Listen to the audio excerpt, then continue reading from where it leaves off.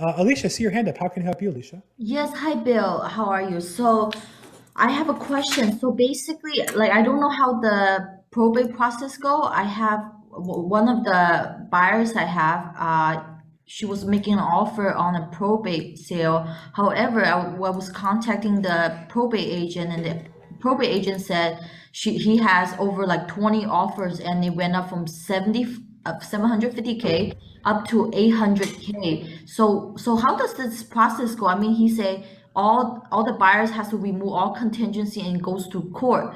Does it mean that even though the offer goes up, when they go to court, other people still can bid on it? So you asked a couple questions there, and there's a couple misconceptions I'm going to try to unpack a little bit. So, like any property, you can list it low and have people bid it up higher before you go to court. Many listing agents, I believe, wrongly think that your offer has to be no contingencies and your offer has to be 10%. The best practice is normal contingencies, normal EMD, earnest money deposit, 3%. And then when your buyer is ready to clear contingencies and raise their deposit to 10% to do that, and that's when they then schedule the court date. That's going to get the best price for the estate. Now, sometimes the listing agent, my experience is a lot of people go into probate real estate because they've been told it's an easy way you can double in deals. And I think that is, to me, slimy and dishonest. And I think that's an old methodology that worked before technology and the internet and currently. I don't think it works consistently as much as it used to.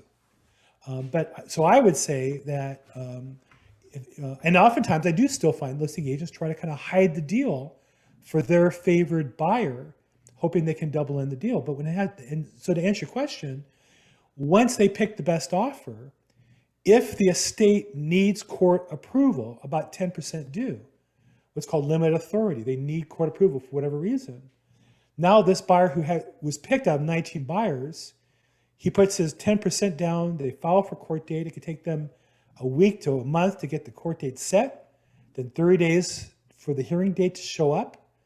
Assuming the attorney does the paper correctly, half the time they don't, it gets continued for another month or two. Just that's the statistics. And then when they show up, if the price is so low they got a good deal, people like me will show up with investors and we'll overbid them. And now they have to bid up against us or somebody else.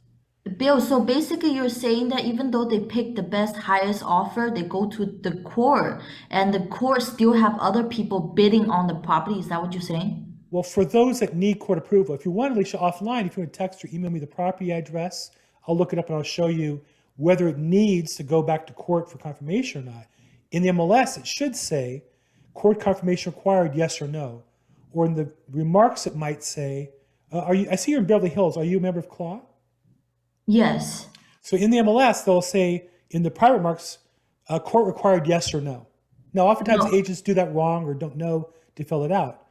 But if you want, offline, if you want to text me or email me, I could look up the property, find the actual court case and show you if they actually require court confirmation or not.